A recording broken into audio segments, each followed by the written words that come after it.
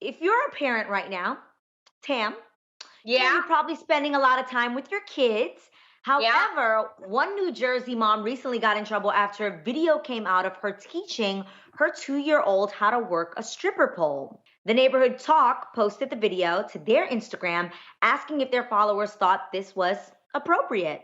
Well, many people did not, because it was reported that some of them even went as far as called the police, you guys, on this woman and social services on the mother. So, ladies, do you think that that's a fair response or a complete overreaction? When they say work the stripper pole, what do they mean? Did you like, okay, the video, the child was not twerking on the stripper pole. To me, again, I'm not a parent, but I feel like sometimes we over sexualize things that children think are innocent or don't view in a certain way. And I think that to me, the child was building wild arm strength that looked like something you could have seen in Cirque du Soleil. But also, I personally was not offended by it, but at the same time, I don't think everything is intended for Instagram, the internet, and social media, because you will get judged. And I think that could have been a private moment between her and her child that didn't need to be put out there. Do you guys remember, okay, I don't know if this is just me, but do you remember back in the day, if you were to dial those 3 numbers, 911, it was like the ultimate scary, like somebody's going to jail. Somebody is dying. I remember my friends like, you call it. No, you call it. And you would dial 911 and you'd say, no. People are calling the cops today about a kid that's on a pole. Are you serious? Jeannie, I've never dialed 911 because I'm trying to turn off my phone and it accidentally lets the emergency number come up. And I'm like, oh, no. You got scared. Right. Too. What happened to that terror we used to have with respect to the authority that would come and do whatever it is that they're supposed to do with handcuffs and batons and guns? Like, what happened? Of all, Karens ain't never had that terror. But in general, I just think that people also, I think a big problem is that people don't even know what the cops are for at this point. I mean, we never really see them serving us and protecting us. We only see them like protecting certain folks. We rarely see them actually like, they don't know the law. So there's no way for them to really uphold the law. So I think people have now decided that the cops are just like this community organization for their own use. And if we just got a better understanding of each other and how we can work as community, I feel like we wouldn't need to resort to calling the cops all the time on anything that feels like uncomfortable or wrong. Tam, I want to throw this to you because as a parent, do you think that this was worth calling social services and the police over, or what are your thoughts? To me, it's common sense. The child wasn't hurting. The child was smiling. The child did not look uncomfortable in any way. The mom was smiling and laughing. This is my thing. As a mom, I have been judged so many times. So knowing what that feels like, I don't like to judge other moms in their situation.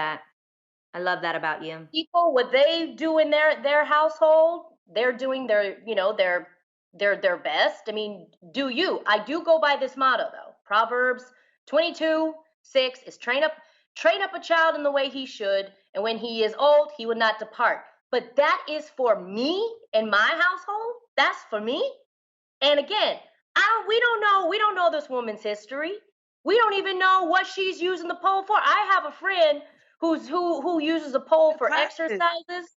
Yeah. So that is the way I see this situation. The main thing, it was not specified that this mother is a stripper, FYI. And I have learned to never judge a parent unless that child obviously is, in danger or, and clearly in a situation where they're unhappy, being neglected, abused. So that's what I have to say.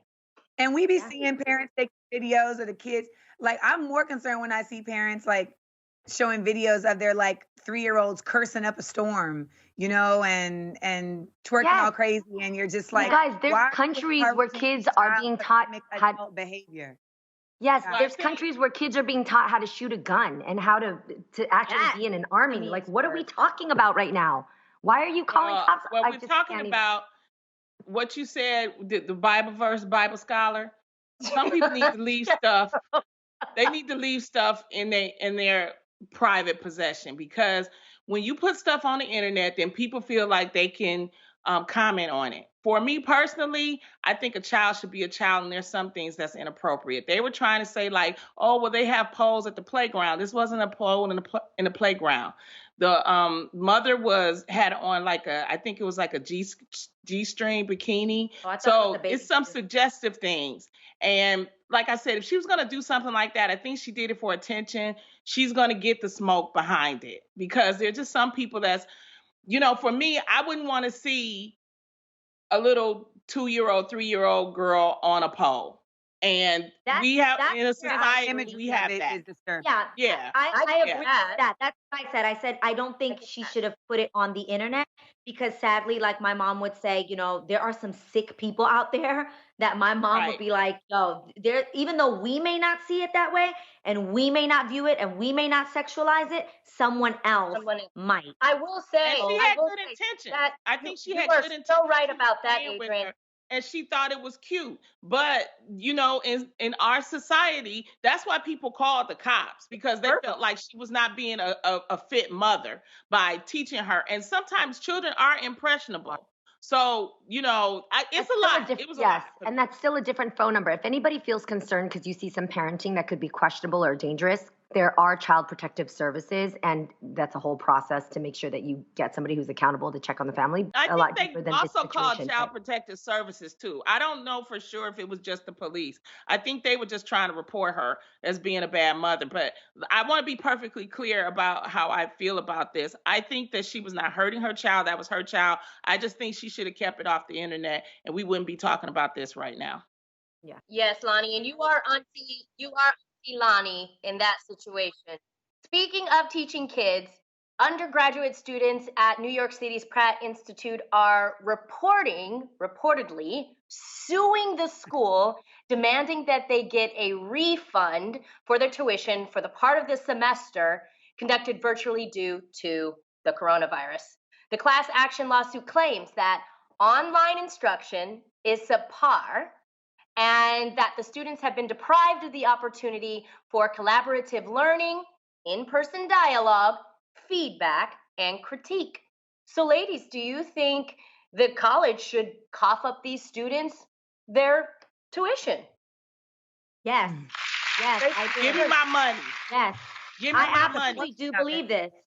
A portion of it. I absolutely do believe this for multiple reasons. First of all, it's a fashion school known for the arts. And I think that, in my opinion, that seems like something that's very interactive. Also, learning on the internet is very one-sided. So while I can watch you do what you do, you cannot watch me do what I do. So even in a classroom, I know that I was highly distracted, or I would disconnect easily, or dream. I was definitely a daydreamer, off in my own dreams. And there were times where a teacher would be like, hey, like, I need you to focus, or I need you to be. There isn't someone to do that in a classroom there, or there isn't someone to hands-on learn how to sew or how to make a pattern. In this case, I absolutely think that they should get their money back. Or I'm with you, Adrienne. There's a reason why internet college has always been less expensive. Cheaper, yeah. You know what I'm saying? Like, a lot of folks do that not just because of their, ability to have it work with their schedules, but also because economically it makes more sense. So I think there is something to be said for the fact that that is fair. And at the end of the day, too, with the Board of Education, I think that we know that for a good portion of these students' lives, they will be dealing with that debt, which is a huge burden. So it has to be worthwhile to actually go into that place. So if you feel at any time that you're taking money from a student who is not absorbing what they really should get, the value of every penny being spent, don't keep the money, you're stealing it. And to be fair to the professors, like, they didn't sign up for this either. You know what I'm saying? Yeah. So a lot of professors, especially in the arts, are very tactile. They want to be able, like you said, Tam, to see, touch. Like, you'll be in process, and they're used to being able to walk around and see you in process and maybe give you a tip here, a tip there. It's difficult to really shift your teaching style just like that overnight as well. So I think all of that has to account for the college saying, you know what, let's be fair. Yeah, they should at least give them a partial refund. If not, give them something. They ain't broke. Give the refund. Okay, so speaking of learning, one Reddit user took to the forum to get some insight on what folks should learn to embrace about who they are.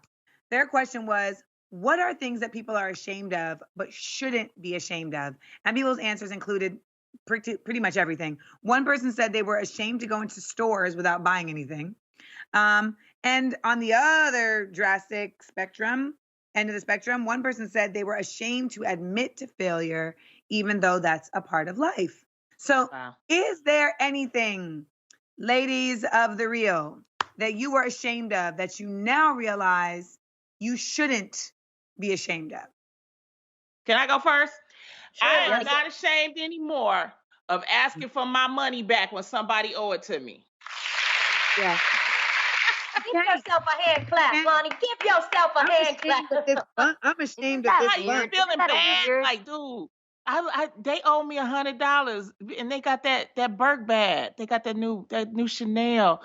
Should I ask for my money back? Dang. Wait, if somebody who borrowed my money showed up with a bird bath, they are getting punched in the throat. I said a Burke You know what? bag. People try to shame women for not having a man. Birkin. Say that again, Amanda. I feel like a lot of people try to shame women for not having a man. You know, they like do. I get that. They so do. I get that like every day. Like that's they why you feel got bad a man, for you. And they make you they make you feel like, and I think a lot of women will admit to this, that they have settled or they've stayed in a relationship just because of not wanting to be in that shameful place, instead of simply just creating a more healthy space for them as a single person. So I definitely am somebody who's felt that before. I've absolutely felt that before.